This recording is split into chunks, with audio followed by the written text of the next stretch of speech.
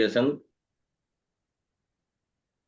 আউযু বিল্লাহি মিনাশ শাইতানির রাজিম। বিসমিল্লাহির রহমানির রহিম। রব্বি জিদনি ইলমা, রব্বি জিদনি ইলমা, রব্বি জিদনি ইলমা। রব্বি ইশরাহ লি সাদরি ওয়া ইয়াসসির লি আমরি ওয়াহলুল উকদাতাম মিন লিসানি ইয়াফকাহু কাওলি। আমরা গত ক্লাসে দণ্ডবিধি আইনের 511 পর্যন্ত শেষ করলাম। আলহামদুলিল্লাহ যে আমরা সুস্থভাবে শেষ করতে পারছি। এখন আগামীকালকে থেকে পবিত্র ঈদুল ফিতরের বন্ধ হবে, যদিও আমাদের বাংলাদেশে ঈদ হবে শনিবার। আর আমরা আগামীকালকে থেকে হয়তো বন্ধ দেব। কি আপনারা কি বলেন, যে আগামীকালকে থেকে বন্ধ দিবেন নাকি আরো পরে দিবেন? কোনো বন্ধ হবে না, ঈদের দিন ব্যতীত। সবার মতামত কি? না, একমত স্যার, যে কয়দিন আপনি করেন আপনার যেদিকে সুবিধা হয় আমার জন্য সুবিধা হবে, কারণ যেহেতু আমি মনে করেন যে এখন ছুটিতে আছি ঈদের দিন পর্যন্ত। ঈদের দিন আমার হাজির, তারপরে ঈদের পরে যখন অফিসটা খুলবে তখন আমি আবার ক্লিয়ারেন্স নেব বদলির জন্য। তখন হয়তো আপনাদের 2-3 দিন হয়তো ক্লাস বন্ধ রাখা লাগতে পারে, কারণ ওই যে জয়েনিং এর বিষয়ে কিছু কাজ কাম আছে, তো এই জন্য হয়তো 2-3 দিন বন্ধ রাখা লাগতে পারে। দেখ, তারপরে দেখি যেহেতু আমাদের শুক্রবারে ঈদ হচ্ছে না, তাহলে আমরা আগামীকালকেও দণ্ডবিধির উপরে প্রশ্ন আলোচনা করি। কি বলেন আপনারা? আপনারা যদি জি স্যার, বলেন, করা যায় স্যার। হ্যাঁ আপনারা যদি বলেন তাহলে নিতে পারি। ভাই, আইফোন 16 প্রো আমার ওই বাংলা লেখাগুলো আসে না ভাই, প্লিজ। আচ্ছা, তাহলে প্রশ্ন আমরা শুরু করি। আপনারা যে পারবেন উনি উত্তর দিবেন, তারপরে উনার পরে আরেকজন উত্তর দিবেন। প্রথম প্রশ্ন, মনোযোগ দিয়ে শুনবেন।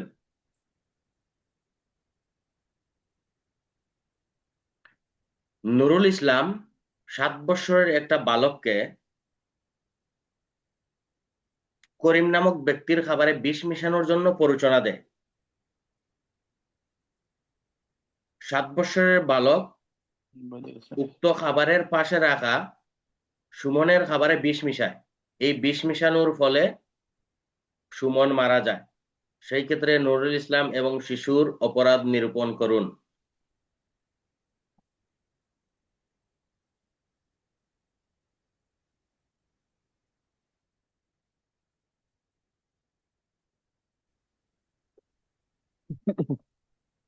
বলেন, কে বলবেন বলেন।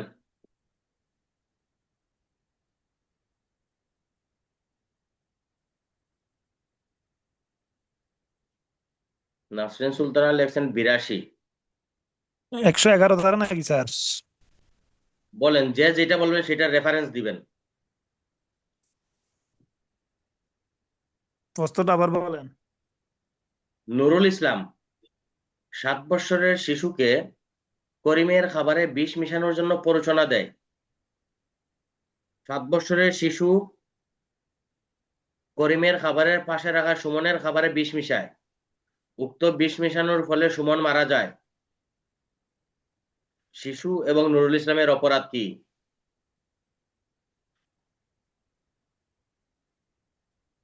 তো স্যার 82 ধারাটা তো আসবেই, এই যে ব্যতিক্রম।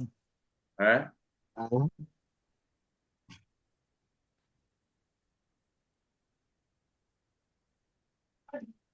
বুঝলাম না কথা।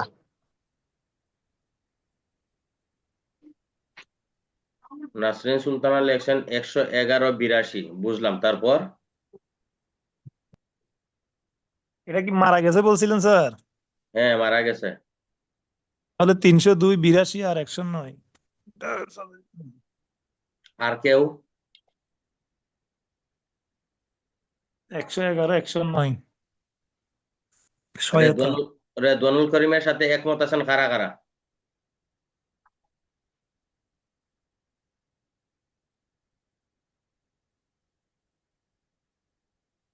কথা বলেন, আমাদের সময় তো অল্প, কথা বলতে হবে।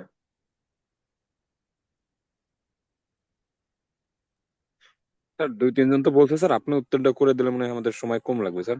অন্য হয়তো পারবে না, পারলে স্যার বলতাম। এটা হচ্ছে শিশু 82 ধারায় রেহাই পাবে। সঠিক। শিশু 82 ধারায় রেহাই পাবে যেহেতু তার বয়স 7 বছর, কিন্তু নুরুল ইসলাম কোন অপরাধ করবে? নুরুল ইসলাম হবে 111/302। নুরুল ইসলামের অপরাধ হবে 111/302। তাহলে 302 সে কি করছে? কাজের ভিন্নতা হয়েছে। রহিম মনে করে সুমনের খাবারে দিছে, তাহলে কাজের ভিন্নতা, সেই ক্ষেত্রে নুরুল ইসলামের অপরাধ 302/111। প্রথম প্রশ্ন ক্লিয়ার। দ্বিতীয় প্রশ্ন, সরকারি কর্মচারী খ তাহার কার্য সম্পাদনকালে ক কে অনুগ্রহ প্রদর্শনের জন্য কিছু অর্থ প্রদান করে। সরকারি কর্মচারী খ তার দায়িত্ব সম্পাদনকালে ক কে কিছু অনুগ্রহ প্রদর্শনের জন্য পুরস্কার দেয় বা ঘুষ প্রদান করে। সেই ক্ষেত্রে খ এবং ক এর অপরাধ কি?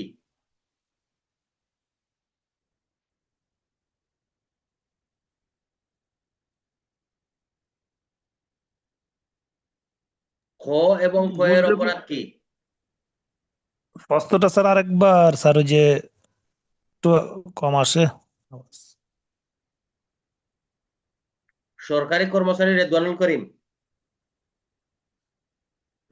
করিম সরকারি কর্মচারী, ওনার দায়িত্ব সম্পাদনকালে এরশাদকে বলে যে আপনি এটা একটু অনুগ্রহ প্রদর্শন করবেন।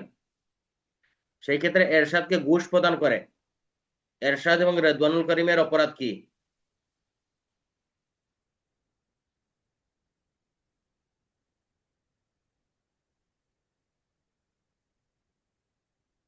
161-তে যাওয়ার কথা।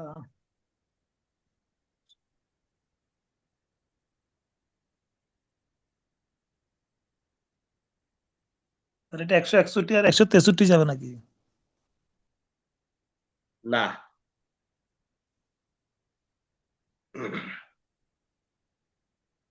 নাসরিন সুলতানা 161। শুধু তো এখানে তো আপনার শুধু অপরাধের কথা বলে নাই, এখানে সে যে গ্রহণ করছে কি করে না এটা তো বলে নাই। বলছে? বলে নাই। তাহলে আপনাকে বলতে হবে সরকারি কর্মচারী যদি অর্থ গ্রহণ করে থাকে তাহলে সরকারি কর্মচারী 161। আর যে পাবলিক অর্থ দিছে তার শাস্তি হবে 165 ক, সরকারি কর্মচারী গ্রহণ করুক বা না করুক। আর যদি সরকারি কর্মচারী এটা গ্রহণ করতে অস্বীকৃতি করে সেই ক্ষেত্রে 116। বুঝা? 116 তো সহায়তা তো 116 সহায়তা তো আসবে না স্যার? হ্যাঁ, 116 আসবে। তাহলে 165 পাইলাম আর কি আমরা, 161 165 দ্বারা বর্ণিত অপরাধের ক্ষেত্রে হ্যাঁ, তাদের দিকে এখন যেহেতু এখানে সহায়তা। আপনারা কিন্তু বিষয়টা ভাঙতে হবে। যদি সরকারি কর্মচারী গ্রহণ করে তাহলে 161, হুম। আর যদি গ্রহণ না করে সেই ক্ষেত্রে 116। আর সরকারি কর্মচারীকে যখন সে অর্থ গ্রহণ করার জন্য 165 ক। ঠিক আছে?